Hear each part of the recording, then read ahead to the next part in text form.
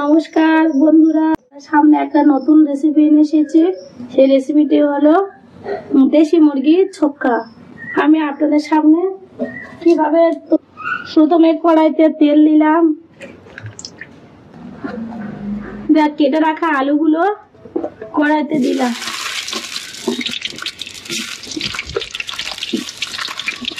আলুটা ভালো করে লাল লাল করে ভেজে নেব।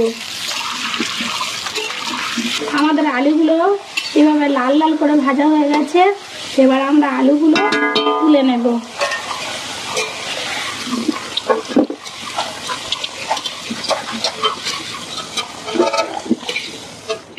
কেটে এভাবে ধুয়ে রেখেছি।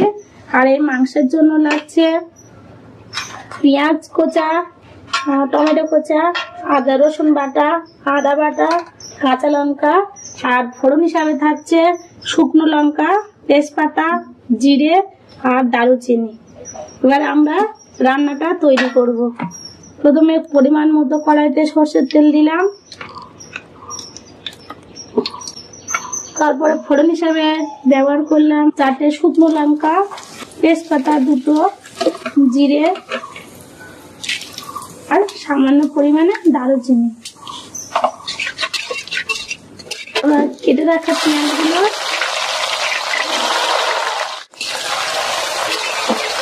কাঁচা লঙ্কা চেরা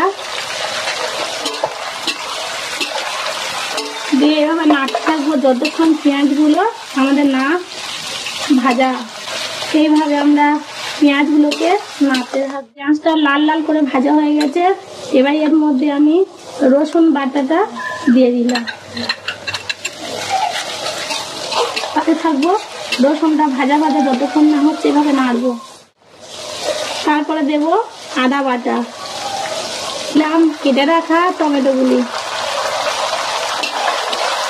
আমাদের মশলাটা অনেকটা হয়ে এসেছে। এবারে এর মধ্যে দেব হলুদ গুঁড়ো,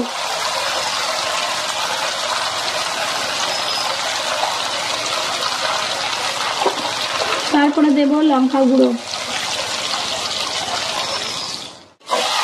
দিয়ে মশলাটাকে এভাবে আমরা নাড়তে থাকবো।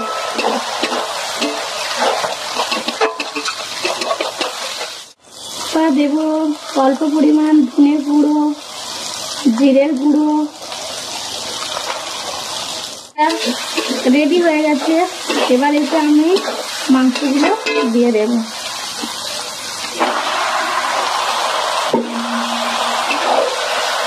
মাংসগুলো দিয়ে মশলার উপরে এভাবে আমি নাড়তে থাকবো।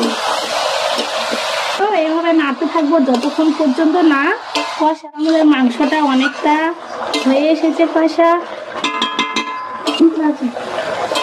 বন্ধুরা, আমাদের মাংসটা অনেকটা হয়ে এসেছে। এবারে আমি আলুগুলো দিয়ে দেব, ভেজে রাখা আলুগুলো এবারে দিয়ে দিলাম।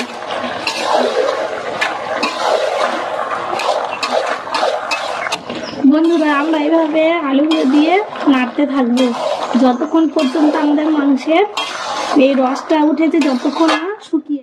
মাংসটা কিছুক্ষণ সিদ্ধ হওয়ার জন্য আমরা ঢাকা দিয়ে দেব। 5 মিনিট পরে আমরা ঢাকনাটা এইভাবে খুলে নিলাম। মাংসের যে জলটা উঠেছে যতক্ষণ পর্যন্ত না শুকনো হয় আবার আমরা এভাবে নাড়তে থাকবো আর ঢাকা দিয়ে দিয়ে সিদ্ধ করব। মাংসটা পুরো সম্পূর্ণ কষা হয়ে এসেছে। মাংসটা একদম পুরো শুকনো হয়ে গেছে। আর এবার এর মধ্যে আমি জল দিয়ে দেব। মাংসটা যেহেতু দেশি মুরগির, তাই আমরা সিদ্ধ করার জন্য 10 মিনিট ঢাকনা দিয়ে দেব। আমাদের 10 মিনিট হয়ে গেছে। এবার আমি ঢাকনাটা খুলে দেব। ঢাকনা খোলার সাথে সাথে সুন্দর একটা গন্ধ বের হচ্ছে। গরম ভাত দিয়ে যা খাওয়া হবে না, সম্পূর্ণ কমপ্লিট হয়ে গেছে। এবারে আমরা এর মধ্যে গরম মশলা দেব,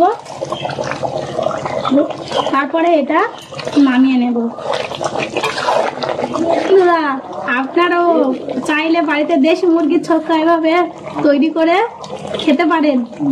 তরকারিটা এবারে আমরা এবারে নামিয়ে নেব। আমাদের এখানে পুরো রেডি হয়ে গেছে দেশি মাংসের ছক্কা।